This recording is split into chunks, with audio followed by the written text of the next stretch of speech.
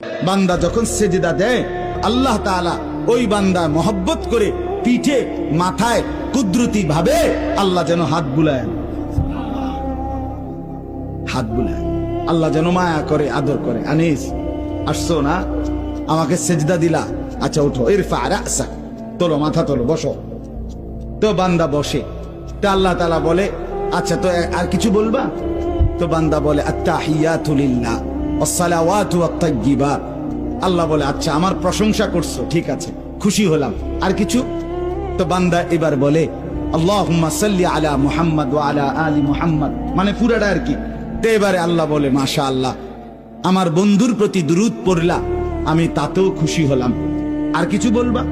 তো এবার বান্দা বলে রব্বুল আলামিন, সেজদা দিয়ে আপনার কাছে আসলাম, আপনার প্রশংসা, আপনার বন্ধুর প্রশংসা করে আপনার খুশি অর্জন করলাম।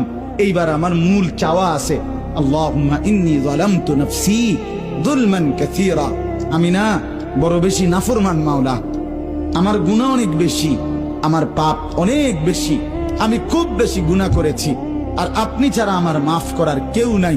এখন আপনার এত কাছাকাছি হয়ে আমি